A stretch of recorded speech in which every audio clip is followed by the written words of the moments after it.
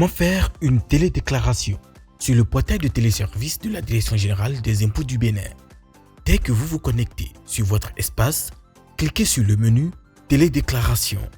Un sous-menu présentant les différentes opérations que vous pouvez effectuer s'affiche.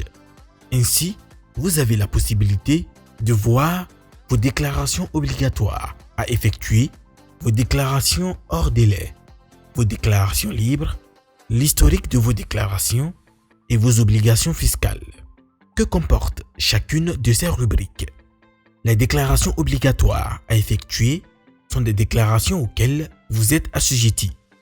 En fonction de votre secteur d'activité, le système génère vos obligations fiscales.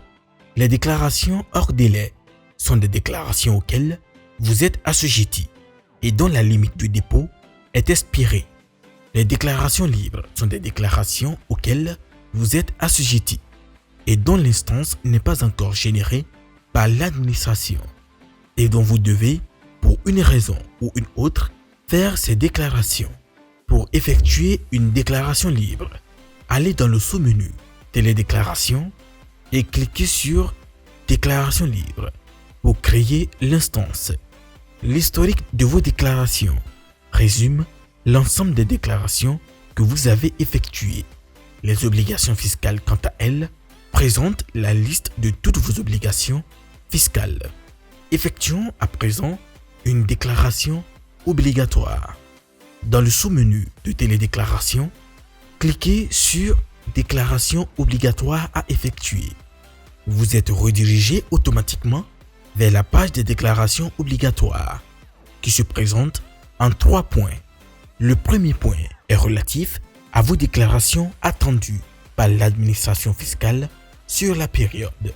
Le deuxième est relatif aux autres déclarations à faire sur la période.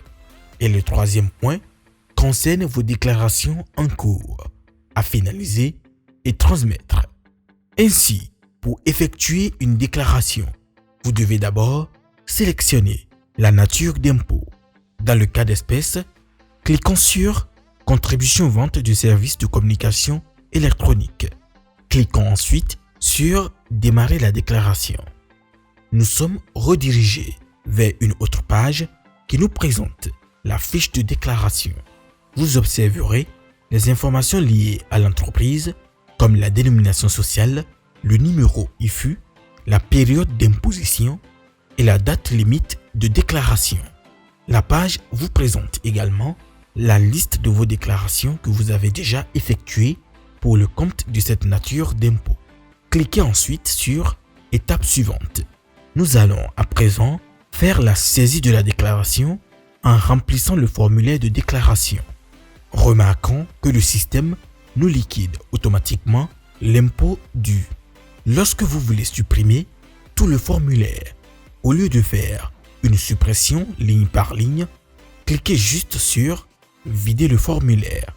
Lorsque vous finissez de saisir votre déclaration, vous passez à l'étape suivante. Cette étape est relative aux pièces jointes.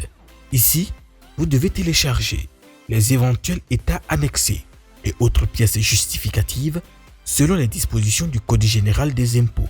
Lorsque vous voulez annexer les pièces jointes, venez au niveau du cadran où il est mis, faites glisser ou cliquez pour ajouter un fichier. Cliquez dessus.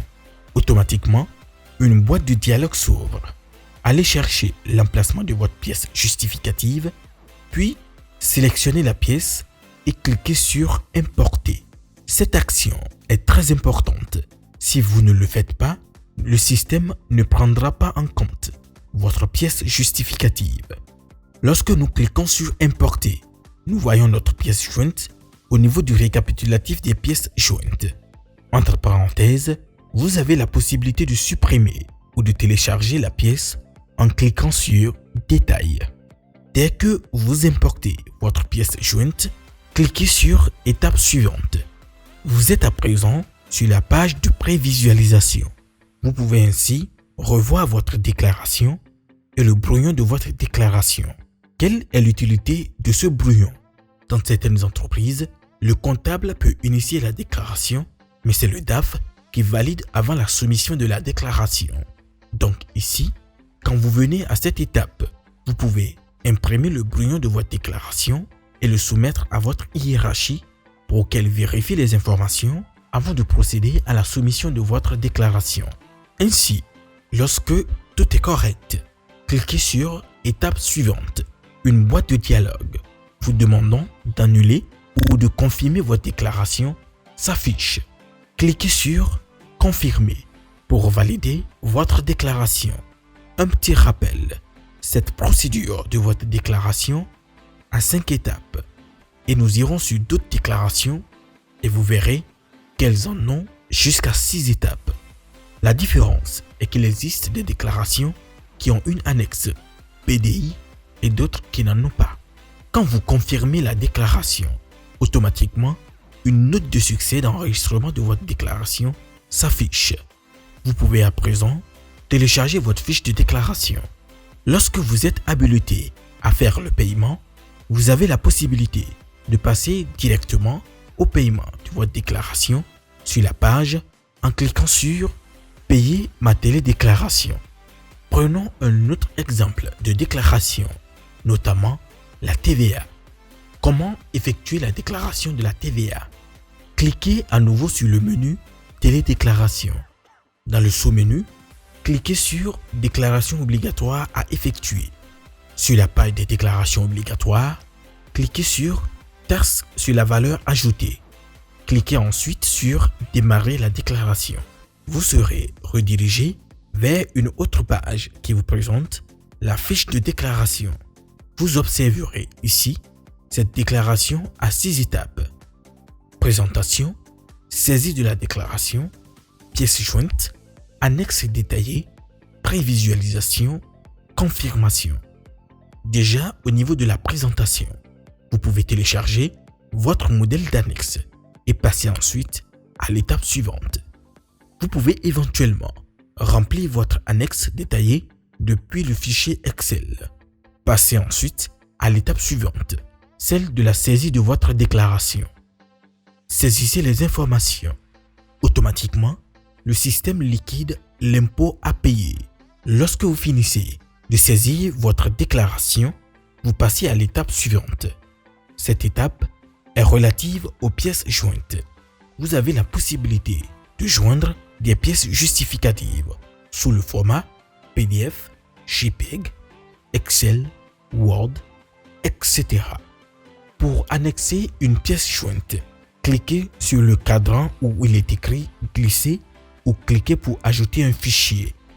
Allez sélectionner votre pièce jointe et validez la sélection. Ensuite, vous importez votre pièce jointe et vous cliquez sur « Importer ». Juste après, passez à l'étape suivante, celle des annexes détaillées. Ici, vous avez la possibilité de télécharger le fichier annexe détaillé si vous ne l'aviez pas fait au début. Allez sur l'annexe pour remplir le fichier. Activez obligatoirement les modifications. Ensuite, activez le contenu parce qu'il y a des macros qui sont en dessous. Renseignez les différentes informations demandées dans les cadrans. Renseignez également le tableau. Cliquez ensuite sur la génération du fichier XML et confirmez. Retournez sur la plateforme et ajoutez votre fichier EDI, puis importez. Les lignes de votre annexe s'affichent automatiquement en bas de la page. Un peu plus haut, démarrez la saisie manuelle. Si éventuellement vous n'avez pas plusieurs lignes de débouchons et remplissez l'annexe, puis validez. Elle s'ajoute automatiquement à la ligne des informations de l'EDI. Cliquez sur Détail pour modifier ou supprimer la ligne ou renseigner manuellement le formulaire de saisie de l'EDI et validez pour que cette ligne s'y ajoute. Passez ensuite à l'étape de la prévisualisation. Vous pouvez ainsi revoir votre déclaration et le brouillon de votre déclaration que vous pouvez télécharger. Vérifiez la déclaration. Lorsque toutes les informations sont correctes, passez à l'étape suivante. Pour rappel, il y a un contrôle de cohérence qui se fait automatiquement par le système. Lorsque les informations renseignées sur le formulaire de déclaration sont conformes aux informations justifiées en annexe, le système nous permet de confirmer notre déclaration. Lorsque les informations renseignées sur le formulaire de déclaration ne sont pas conformes aux informations justifiées en annexe, le système nous empêche de confirmer. Il faut donc corriger l'erreur afin de pouvoir confirmer la déclaration. Quand vous confirmez, vous venez ainsi de soumettre votre déclaration. Vous pouvez maintenant procéder au paiement.